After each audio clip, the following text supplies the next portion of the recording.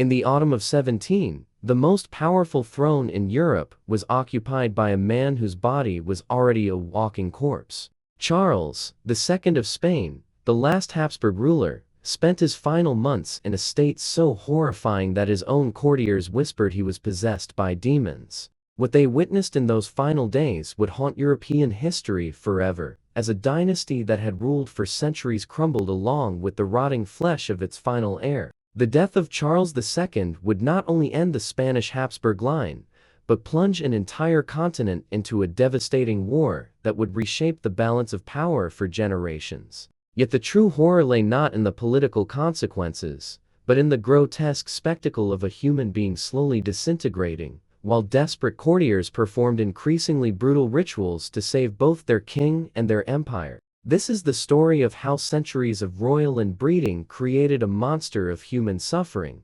and how the final days of one man's agony changed the course of world history. The medical records and eyewitness accounts from Charles's deathbed paint a picture so disturbing that many historians have struggled to convey the full extent of his suffering. What you're about to hear is not merely the story of a king's death, but a testament to the devastating consequences of absolute power. Corrupted by genetic catastrophe, the Spanish courts, desperate attempts to cure their dying monarch would reveal the darkest corners of 17th-century medicine and superstition. The Spanish Habsburg dynasty had ruled one of the world's largest empires for over 2 centuries, controlling vast territories from the Americas to the Philippines. By the late 1600s, Spain remained a formidable power, but cracks were beginning to show in both the empire and its ruling family. The Habsburgs had practiced strategic intermarriage for generations, believing it would keep their bloodline pure and their power consolidated.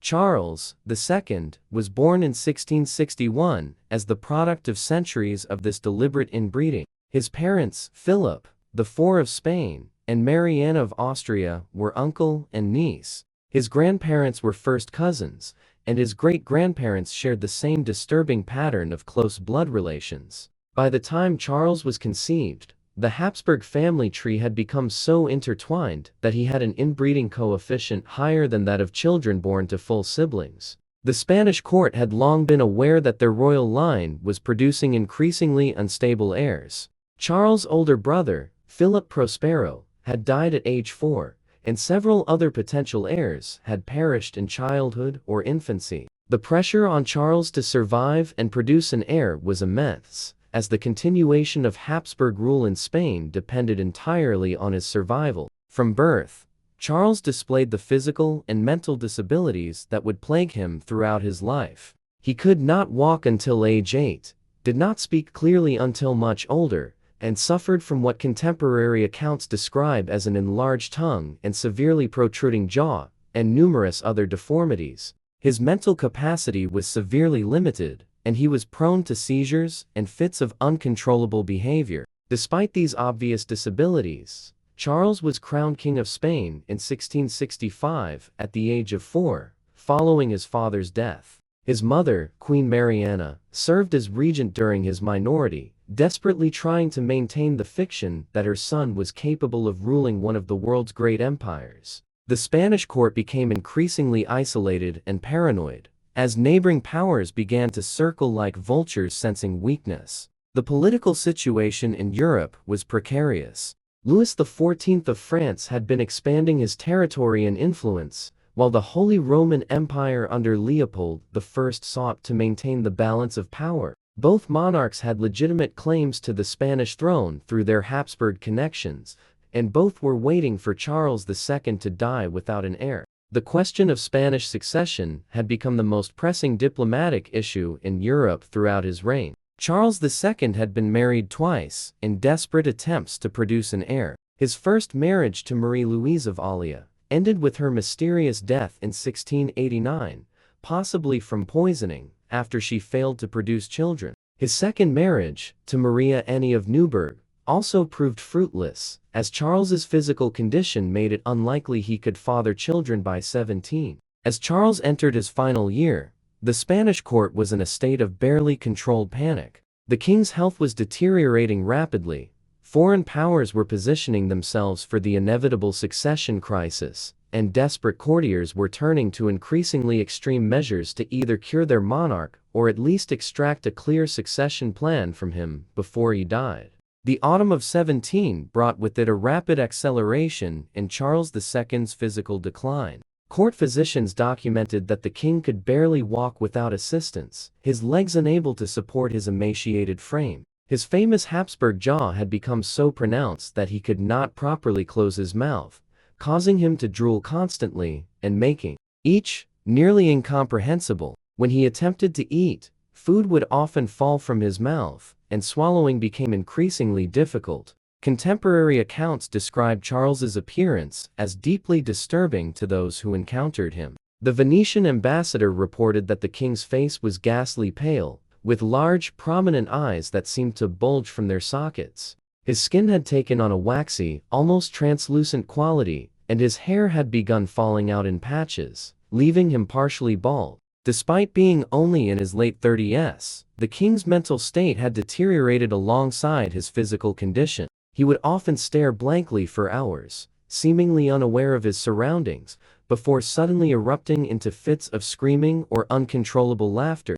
Palace servants reported that he would sometimes speak to invisible people, carrying on elaborate conversations with empty air, or become convinced that he was being followed by shadowy figures that only he could see. His digestive system had essentially ceased to function properly. Court records indicate that Charles suffered from chronic diarrhea, often soiling himself during official ceremonies, much to the horror of visiting dignitaries. He could keep down only the smallest amounts of food, usually thin broths or watered wine, and even these simple nourishments would often be vomited back up within hours. Sleep became elusive for the dying king. Palace guards reported hearing him screaming in terror throughout the night, though when they would rush to his chambers, they would find him alone, cowering in his bed, and claiming that demons were tormenting him. His insomnia grew so severe that he would sometimes go days without meaningful rest, further accelerating his physical and mental decline.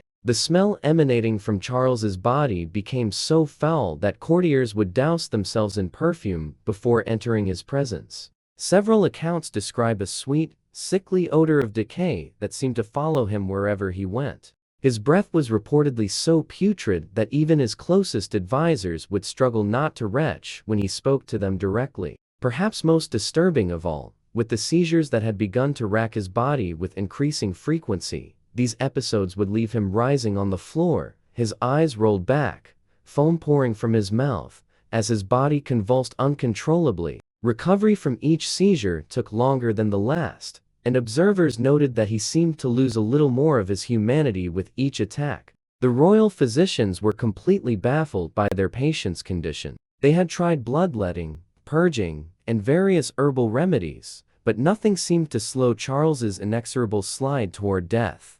Desperate and running out of conventional treatments, they began to suspect that natural medicine alone would not be sufficient to save their king. As Charles II's condition continued to worsen throughout the final months of 17, the Spanish court began to embrace increasingly desperate and supernatural explanations for their king's suffering. The royal physicians, having exhausted their medical knowledge, started to whisper that perhaps the king's ailments were not of natural origin. Court theologians and priests were summoned to examine Charles, and many concluded that his symptoms were consistent with demonic possession. The decision to pursue exorcism was not made lightly. The Spanish Inquisition, still a powerful force in 17, required extensive documentation and testimony before authorizing such extreme measures. Witnesses were called to testify about the king's strange behaviors, his conversations with invisible entities, and his supernatural strength during seizures. The evidence seemed overwhelming to the superstitious minds of the Spanish court. Father Antonio Maricela, the court's chief exorcist, was summoned to examine the king personally. His report, preserved in Spanish archives, describes Charles as exhibiting all the classical signs of diabolical possession, including speaking in unknown tongues, displaying superhuman strength, and demonstrating knowledge of events he could not possibly have witnessed. The priest recommended immediate and intensive exorcism procedures. The first formal exorcism took place in the king's private chambers on a cold November evening. Charles was restrained in his bed as Father Marishala began the lengthy Latin prayers designed to cast out evil spirits. The king's response was immediate and terrifying. He began screaming in what witnesses described as multiple voices, some high-pitched like a child's, others deep and guttural like an animal's growl. The exorcism sessions quickly became public spectacles, with members of the Spanish nobility invited to witness the battle for their king's soul. Charles would be bound to his bed with leather straps as priests sprinkled holy water and burned incense around his rising form. The king's reactions grew increasingly violent with each session, as he would scratch at his restraints until his wrists bled and bite his own tongue until his mouth filled with blood. These brutal sessions often lasted for hours, with Charles screaming prayers and curses in Spanish, Latin, and what observers claimed were unknown demonic languages. The physical toll was enormous. After each exorcism, the king would be left unconscious and barely breathing, his body covered in scratches, bruises, and burns from the holy water that had been repeatedly poured over him. The Spanish court convinced itself that the exorcisms were working, pointing to brief periods of lucidity that Charles occasionally displayed following the sessions. During these moments, he would sometimes speak more clearly or appear to recognize familiar faces, which the priests interpreted as temporary victories over the demonic forces. These improvements, however, were always short-lived, and Charles would soon relapse into his previous state of agony. Word of the royal exorcism spread throughout Europe, causing a sensation among foreign courts. The French ambassador wrote to Louis XIV that the Spanish have lost their minds along with their king, while Protestant nations use the spectacle as evidence of Catholic superstition and Spanish decline. The exorcisms had become not just a medical treatment, but a symbol of Spain's desperate attempt to maintain its dying empire through supernatural intervention. The Marquis de Louville, who served as an unofficial French observer of the Spanish court, left behind one of the most detailed accounts of Charles II's final months. His secret dispatches to Versailles, discovered centuries later in French archives, provide a chilling first-hand perspective on the king's condition. His Catholic Majesty presents a spectacle so pitiful that even his enemies might feel compassion. Louville wrote, "He speaks with great difficulty, his jaw hanging open in a perpetual grimace that renders his words nearly incomprehensible." Louville described witnessing one of the exorcism sessions, writing that the scene was more horrifying than any torture chamber I have observed in my service to the crown. The king's screams echoed through the palace corridors, causing servants to cross themselves and whisper prayers for protection. When the priests finally ceased their ministrations, His Majesty lay as still as a corpse, his breathing so shallow that we feared he had expired. The king's personal physician, Dr. Miguel Fernandez, kept detailed medical records that survived in the palace archives. His notes reveal the extent of Charles's physical deterioration with clinical precision. "The patient's digestive system has ceased to function normally," he wrote in October 17. "He cannot retain solid food and suffers from continuous evacuation of the bowels. His limbs have become so weak that he must be carried like a child, and his mental faculties appear to diminish daily." Dr. Fernandez also documented his growing frustration with the court's turn to supernatural remedies. "The exorcisms exhaust the patient terribly," he noted. "Whatever temporary improvement might be observed is quickly negated by the physical trauma of these sessions. I fear we are hastening his death rather than preserving his life." His professional medical opinion was increasingly ignored as the court's desperation grew. Maria Anna of Neuburg, Charles's second wife, provided perhaps the most intimate account of the king's suffering. In letters to her sister in Germany, she described the horror of sharing living quarters with her deteriorating husband. "He awakens screaming every night, convinced that demons are pulling at his limbs." She wrote, "I have requested separate chambers, as the smell of decay that emanates from his body has become unbearable. I fear for my own sanity if I must continue to witness his torment." The Queen's letters also reveal the political pressure she faced to somehow cure her husband or extract a clear succession statement from him. "The entire court watches my every move, hoping I might succeed where physicians and priests have failed," she wrote. "They expect miracles from a wife who can barely stand to be in the same room as her husband." The burden of maintaining this dying dynasty has fallen upon my shoulders alone. Palace servants, though rarely literate enough to leave written accounts, provided oral testimonies that were recorded by visiting dignitaries. A chambermaid told the Venetian ambassador that she had seen the king crawling on his hands and knees through the palace corridors at night, howling like a wounded animal and clawing at the walls until his fingernails bled.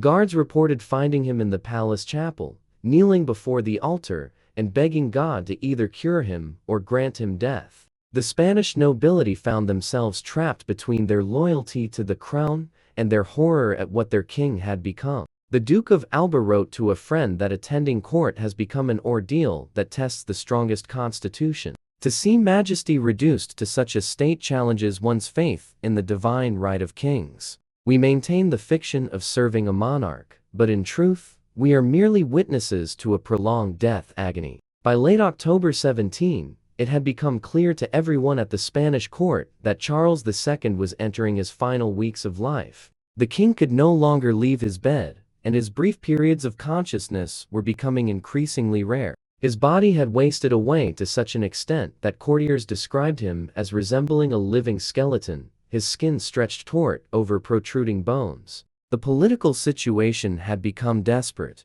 European powers were openly discussing the partition of Spanish territories, and the Habsburg claim to the throne would die with Charles unless he could be convinced to name a clear successor. The two main candidates, Archduke Charles of Austria and Philip of Anjou, both had supporters accord, leading to intense factional fighting. Even as the king lay dying, in his few lucid moments, Charles was repeatedly pressured to sign a will naming his successor. The effort required to hold a pen had become beyond his physical capabilities, so palace scribes would attempt to guide his hand across the paper. The resulting signatures were barely recognizable scrolls, leading to later disputes about their legitimacy. The competing factions would take turns visiting the dying king, each hoping to extract a deathbed declaration in favor of their candidate. The exorcisms continued with increased intensity as death approached. Father Marishala and his team of priests maintained almost constant vigil over the king's bedside,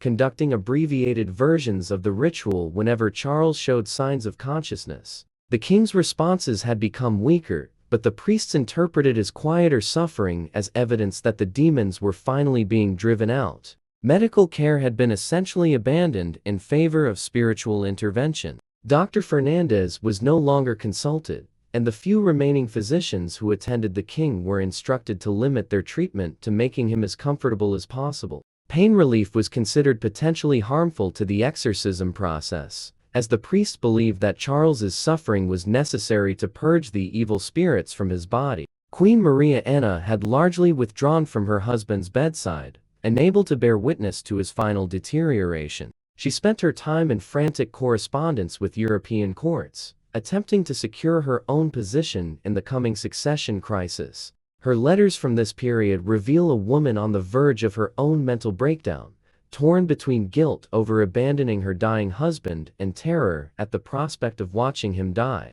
The palace had taken on the atmosphere of a death watch. Servants moved through the corridors in whispered conversations, and the normal routines of court life had been suspended. Foreign ambassadors sent daily reports to their governments, each trying to be the first to announce the king's death and the beginning of the succession crisis that would reshape European politics. Charles's final conscious act was reportedly to receive the last rites of the Catholic Church. The ceremony was conducted in his bedchamber, with the full pomp that Spanish protocol demanded. The witnesses noted that the king showed little awareness of what was happening around him. His responses to the priest's questions were barely audible whispers, and he lacked the strength to make the sign of the cross unassisted. The last day of Charles II's life, November 1, 17, began with what palace observers described as an eerie calm. The king, who had been screaming and convulsing for months, lay still in his bed,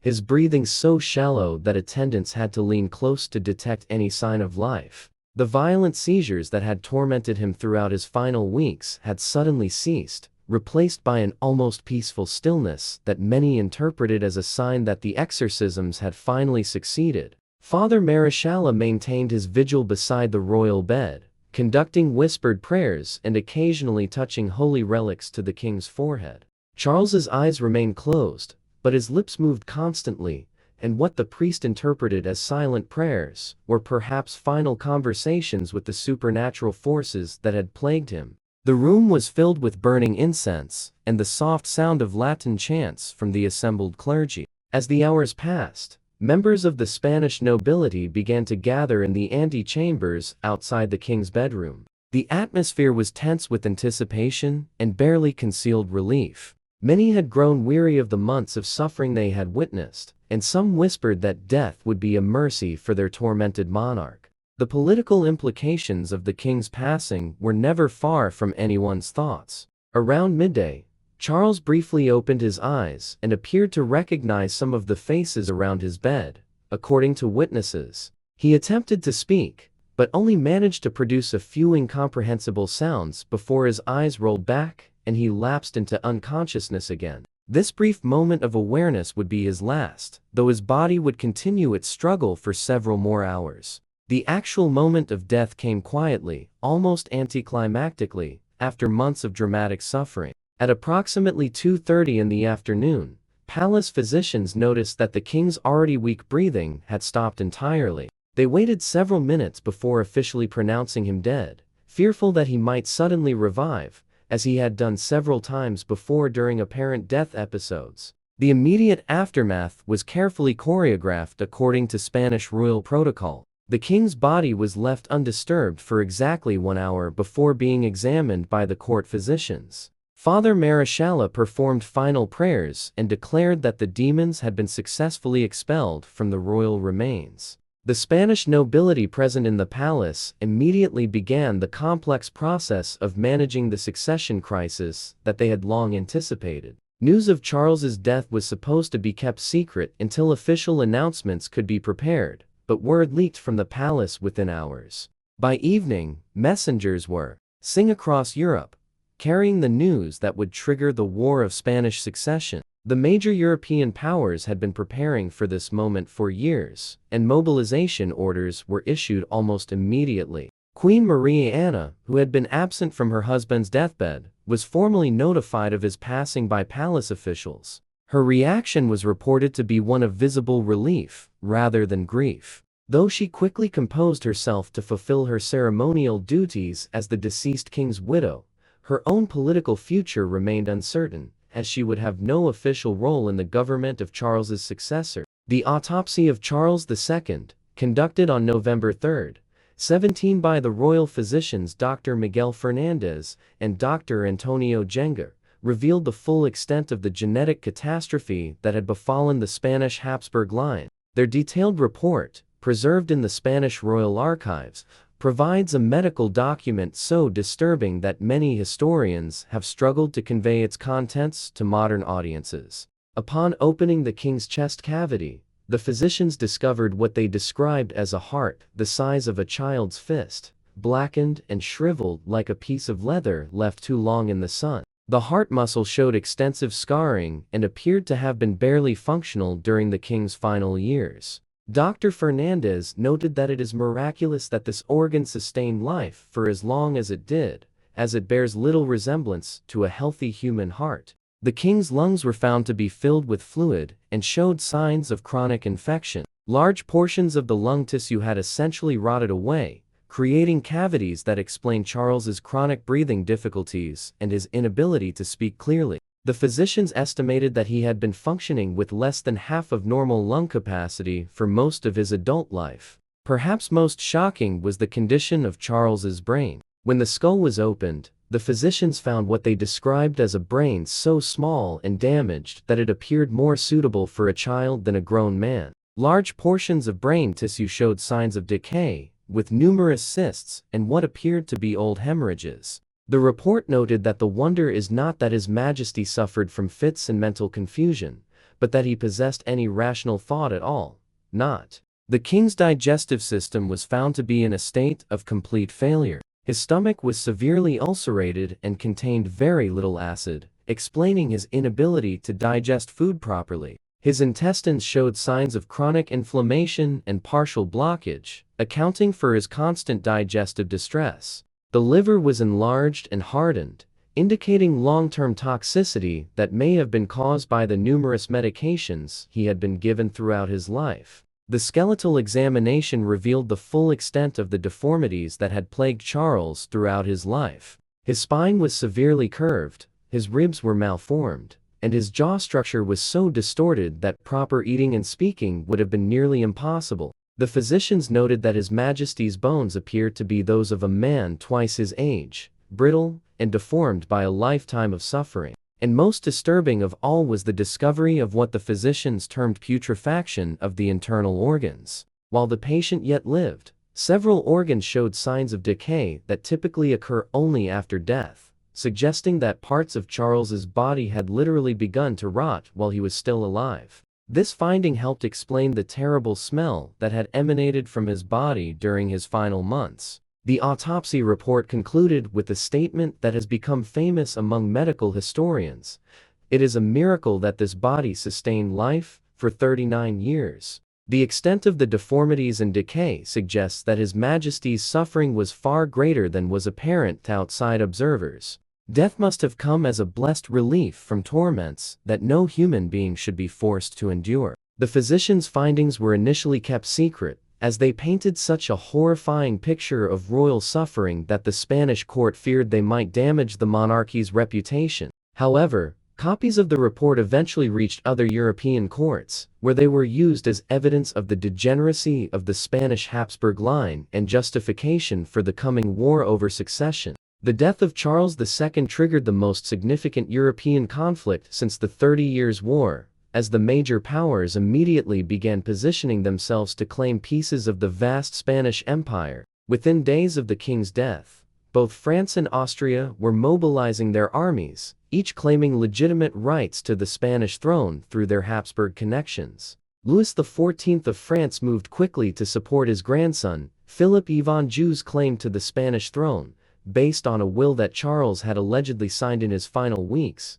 naming Philip as his successor. However, the legitimacy of this will was immediately challenged by Austrian representatives, who argued that Charles had been mentally incompetent and possibly under demonic influence when he signed it. The bizarre circumstances of the king's final months had created enough doubt about his mental state to provide legal grounds for disputing any document he had signed. The Holy Roman Emperor, Leopold I, simultaneously declared his own son, Archduke Charles, to be the rightful king of Spain, citing both Habsburg blood rights and the questionable circumstances surrounding Charles II's final testament. Leopold argued that the Spanish king's obvious mental incapacity, documented by years of erratic behavior and supposed demonic possession, invalidated any succession decisions he had made. England and the Dutch Republic, already alarmed by French expansion under Louis XIV, quickly aligned themselves with the Austrian position,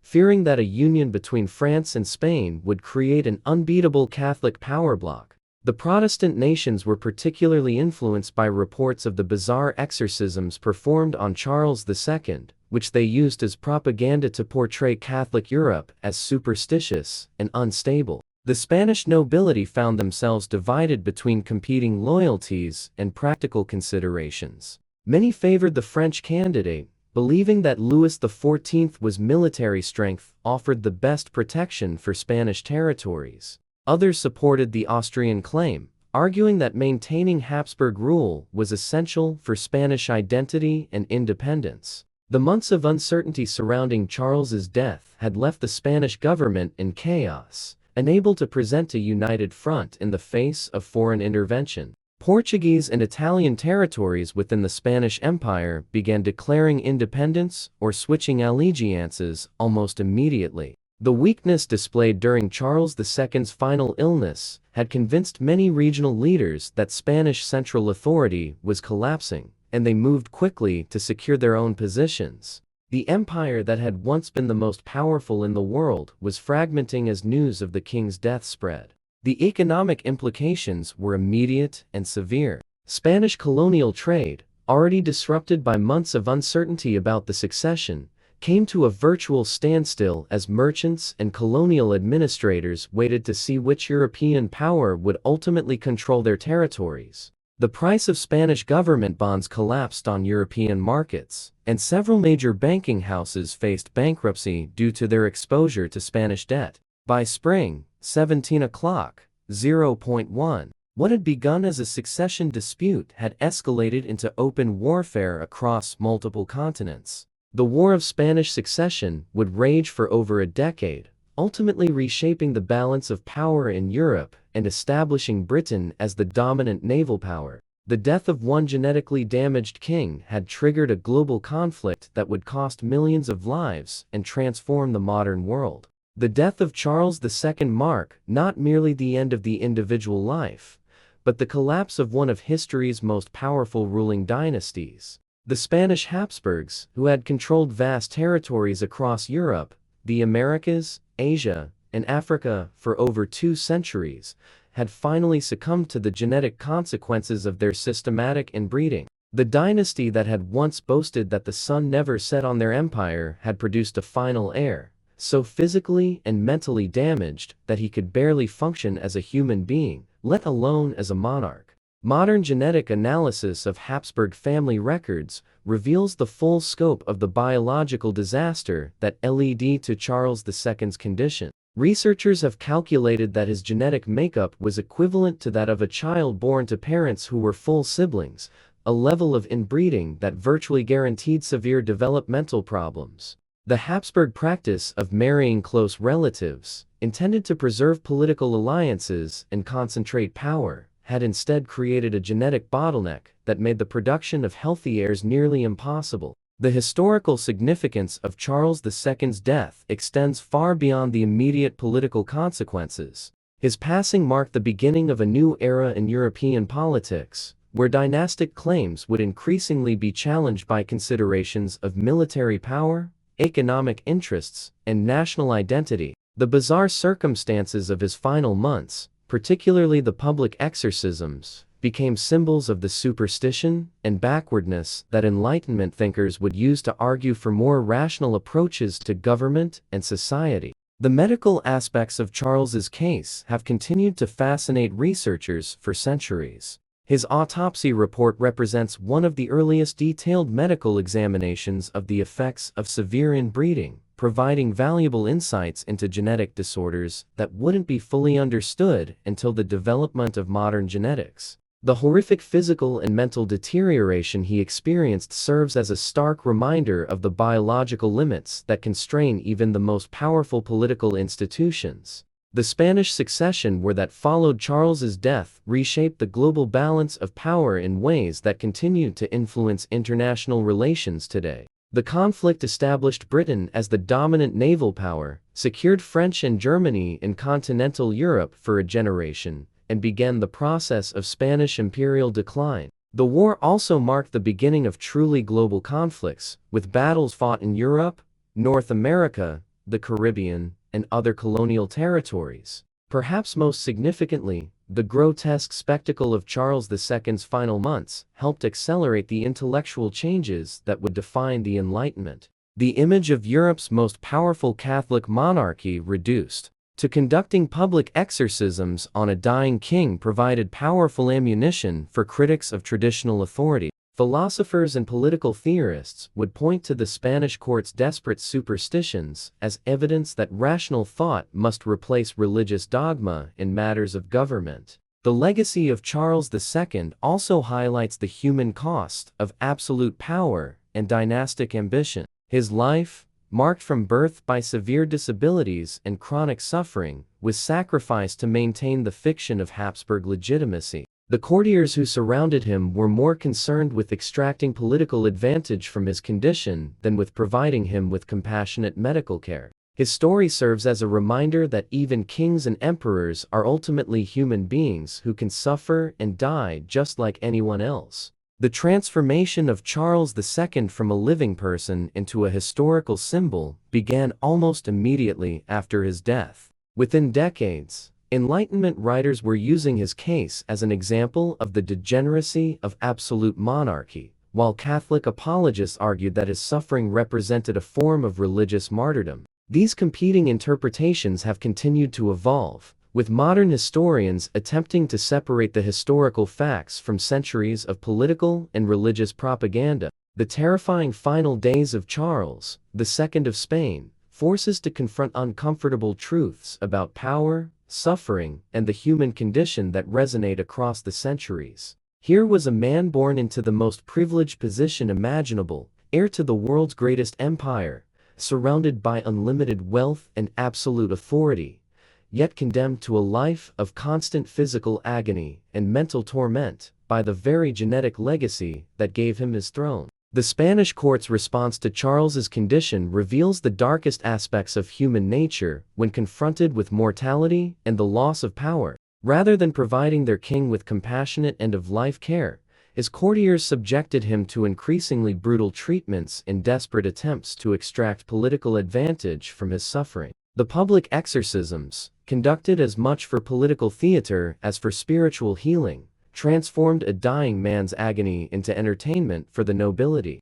The medical horrors revealed in Charles's autopsy remind us that genetic diversity is not merely a biological concept, but a fundamental requirement for human flourishing. The Habsburg dynasty, systematic inbreeding, practiced for political rather than biological reasons, created a genetic catastrophe that culminated in Charles's grotesque physical and mental disabilities. His case serves as a powerful argument for the importance of genetic diversity in human populations. The political consequences of one man's death, a war that would rage for over a decade and reshape the global balance of power, demonstrate how individual human frailty can trigger massive historical changes. Charles's inability to produce an heir, directly related to his genetic disabilities, created a succession crisis that European powers had been anticipating for years. His death became the catalyst for conflicts that would determine the fate of nations and empires. Perhaps most importantly, the story of Charles II challenges our assumptions about progress and civilization. Here was one of Europe's most sophisticated courts, surrounded by art, learning, and culture. Yet, when faced with their king's illness, they resorted to medieval superstitions and brutal pseudomedical treatments. The gap between their scientific knowledge and their actions reveals how quickly civilized societies can revert to primitive behaviors when confronted with mortality and the collapse of their fundamental beliefs. The human element of Charles's story should not be lost amid the political and historical analysis. Whatever his titles and privileges, he was ultimately a human being who suffered tremendously throughout his short life. His final months, marked by physical agony, mental confusion, and the desperate interventions of those around him, represent a form of suffering that transcends historical periods and social positions. In an age that often seems obsessed with power and status, Charles's story reminds us that death comes to all, regardless of wealth or position. The legacy of Charles II continues to influence our understanding of genetics, politics, and human nature. His case has been studied by medical researchers investigating the effects of inbreeding, by political scientists examining the collapse of dynasties, and by historians seeking to understand the transition from medieval to modern Europe. His life and death serve as a lens through which we can examine larger questions about power, suffering, and human dignity. In the end, the terrifying final days of Charles II of Spain serve as both a historical curiosity and a timeless moral lesson. They remind us that absolute power corrupts not only those who wield it, but also those who enable it, that genetic heritage cannot be manipulated without consequences, and that human suffering deserves compassion regardless of political circumstances. The Spanish Habsburg dynasty may have died with Charles II, but the lessons of his life and death continue to echo through history, warning us about the dangers of unchecked power and the importance of human dignity in the face of mortality.